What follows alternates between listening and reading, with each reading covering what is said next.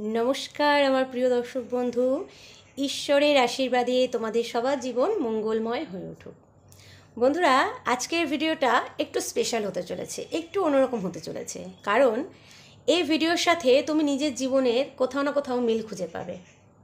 বন্ধুরা, আজকের ভিডিওতে আমরা জানবো যে কেন একজন স্পেশাল মানুষের ভাবনাই সবসময় আমাদের মনের মধ্যে ঘোরাঘুরি করতে থাকে। বন্ধুরা, এরকম আমাদের সাথে প্রায় হয়। আমাদের ভাবনায় কোনো না কোনো মানুষ সর্বদাই চলে আসে, অথচ আমরা বুঝতেই পারি না যে এমনটা কেন হচ্ছে। তুমি যদি এর কারণ জানতে আগ্রহী হও তবে ভিডিওটি শেষ পর্যন্ত অবশ্যই দেখো। তাহলে চলো ভিডিওটা শুরু করি। প্রথম কারণটা আমরা সবাই কম বেশি জানি যে আমরা প্রত্যেকের সাথে কোনো না কোনো একটা এনার্জি লেভেলের স্তরে যুক্ত থাকি। যদি বলি তাহলে এই ভিডিওটার মাধ্যমে আমার যে কণ্ঠস্বর তুমি এখন শুনতে পাচ্ছ, মানে তুমি এখন আমার সাথে সংযুক্ত হয়ে গেছো। সেরকম পড়াশোনার ক্ষেত্রে বা কাজের ক্ষেত্রে যখনই কোনো না কোনো মানুষ কোনো না কোনো ক্ষেত্রে কিছু না কিছুভাবেই সবাই একজনের সঙ্গে আর একজন সংযুক্ত থাকে। মানে এই জগতে আমাদের নিত্য দিনের প্রয়োজনীয় কাজ থেকে শুরু করে সব ক্ষেত্রেই কিন্তু আমরা একে অপরের সাথে সংযুক্ত। আর এখানে যে মানুষটি তোমার মনের মধ্যে বারবার আসছে, সে তো তোমার খুব প্রিয় বা বিশেষ একজন হতে পারে যে তোমার সেই মানুষটির সাথে কোনো একটা কারণে দূরত্ব তৈরি হয়েছে, কিন্তু তারপরেও তোমার হৃদয়ে তার এমন অনেক স্মৃতি রয়েছে যা কিনা তোমার কাছে খুবই মূল্যবান। এই স্মৃতিগুলো সেই বিশেষ মুহূর্ত যা কিনা তুমি বারবার মনে করো। এছাড়া তুমি সেগুলোকে না মনে করতে চাইলেও সেগুলো তোমার অজান্তেই বারবার তোমার চিন্তায় এসে হাতছানি দেয়। তাহলে তুমি বুঝে নাও যে সেই মানুষটির মনের মধ্যেও এই একই পরিস্থিতি বা এই একই অবস্থা কিন্তু সৃষ্টি হচ্ছে। সেই ব্যক্তিও এই স্মৃতিগুলোকে মনে করে হয়তো আনন্দিত হচ্ছে বা দুঃখ পাচ্ছে। আসলে তুমি যেরকম তাকে মনে করছো সেই রকম। তুমি কখনো এটা ভাববে না যে সম্পর্কে একমাত্র তুমি একা কষ্ট পাচ্ছ, একমাত্র তুমি তাকে খুব মিস করছো বা তোমারই খারাপ লাগছে, আর তোমার ভাবনায় শুধু বারবার সেই মানুষটা আসছে। যদি দেখা যায় তাহলে প্রকৃতপক্ষে এটাই যে তুমি যতটা অস্থিরতা অনুভব করছো তার চেয়েও অনেক বেশি হয়তো সেই মানুষটি অস্থিরতা অনুভব করছে।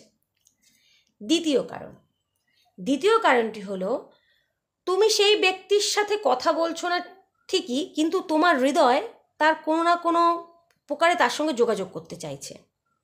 যেই সময় তোমার হৃদয় কোনো মানুষের সাথে সংযুক্ত হয় তখন সেই ব্যক্তি তোমার মনের মধ্যে প্রতিনিয়ত আসে, আর তুমি এটা বুঝতে পারো না যে কিভাবে তোমার মনের ভিতর থেকে সেই ব্যক্তির ভাবনা চিন্তাকে দূর করবে।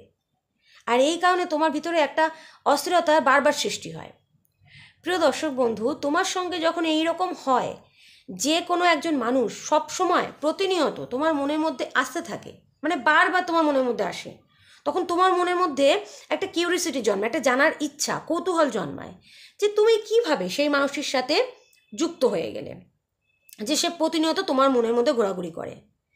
তোমার মনে এইরকম অনুভূতি হলে তার প্রভাব সেই মানুষটির উপরে কিন্তু বর্তায়।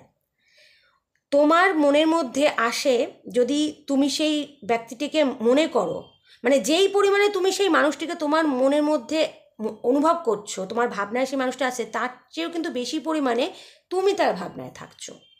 আর এটা কিন্তু সত্যি যে এইরকম পরিস্থিতিতে সেই মানুষটিও তোমার মতোই অস্থিরতা অনুভব করছে। এখানে পার্থক্য বা বলতে পারো যে এটাই, সে হয়তো তোমাকে সেই বিষয়ে কিছু বলছে না বা কিছু তোমাকে বুঝতে দিচ্ছে না।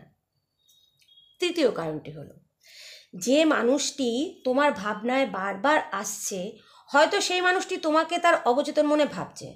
এখানে একটা কথা জানার যে সেই ব্যক্তি স্বইচ্ছায় তোমাকে মানে অস্বস্তিতে ফেলার জন্য বা অসুবিধা বিরক্তিকর পরিবেশে ফেলার জন্য তোমাকে ভাবছে, এরকমটা না।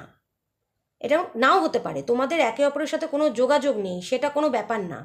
হতে পারে যদি সেই মানুষটি বারবার তোমাকে নিয়েই ভাবছে অথবা তুমি তার মনে রয়েছো, তবে এটিও যে সেই ব্যক্তি স্বইচ্ছায় করছে তা কিন্তু নাও হতে পারে।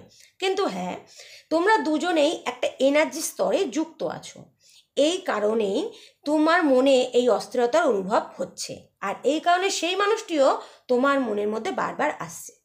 বন্ধুরা, এমনটা কখনোই হয় না যে একজন মানুষ তোমার মনে বারবার আসছে আর সেই মানুষটা তোমাকে নিয়ে কোনো চিন্তাই করে না। যদি তুমি এমন ভেবে থাকো তাহলে তবে তা তোমার মনের সম্পূর্ণ ভুল ধারণা। এই ভুল ধারণা মন থেকে বার করে দাও।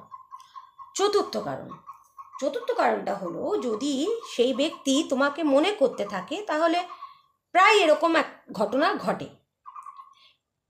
যখন কোনো একটা ঘটনার পর আমাদের লাইফে কোনো একটা এরকম ঘটনা ঘটে যায়, আমরা একে অপরের থেকে দূরে সরে যাই, তারপরে কিন্তু আমরা আমাদের জীবনে তার কতটা মূল্য সেটা কিন্তু বুঝতে পারি, একে অপরের মূল্যটা আমরা উপলব্ধি করতে পারি। যে কোনো কারণেই হোক না কেন, আমাদের মধ্যে যখন দূরত্ব বৃদ্ধি পায় তখনই আমরা আসলে বুঝতে পারি যে আমরা একে অপরকে ছাড়া অসম্পূর্ণ।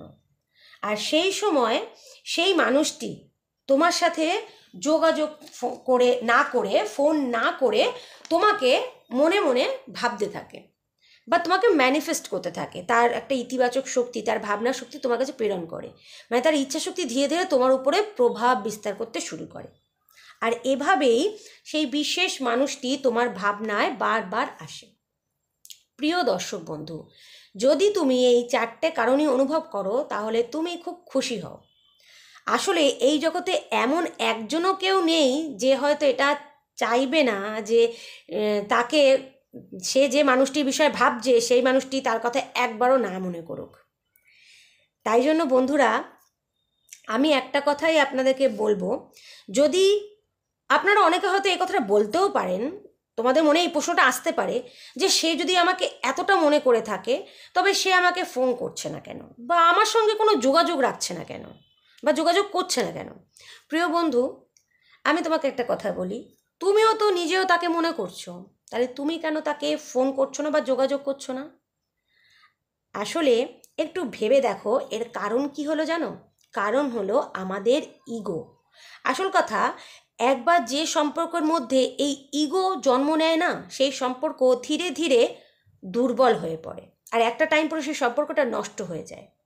তাই জন্য আমি বলবো আমার প্রিয় বন্ধু, আমার একান্ত মত, আমার একদম ব্যক্তিগত মত এই যে, যদি সম্পর্ক এখনও একটু একটু ঠিক আছে আর তুমি নিজে মনে করো যে এখনও তোমাদের সম্পর্কে একটু হলেও ভালো আছে, শুধুমাত্র একটু অভিমান, সামান্য একটু অভিমান রয়েছে, তাহলে এই সমস্যাটিকে একটা ফোনের মাধ্যমে বা সরাসরি কথা বলার মাধ্যমে সমাধান করা যেতেই পারে। অকারণে এইটাকে বাড়ানোর দরকার নেই। যদি তুমি সম্পর্ক বাঁচিয়ে রাখতে চাও আর তোমার মূল্যবান সময় সেই মানুষটির ভাবনায় ব্যয় করছো, তাহলে একটু নিজের দিক থেকে এগিয়ে যেতে অসুবিধা কোথায়? যদি অভিমান বা ছোটোখাটো সমস্যা থাকে তাহলে সেটিকে কথাবার্তার মাধ্যমে দূর করার চেষ্টা করা যেতেই পারে।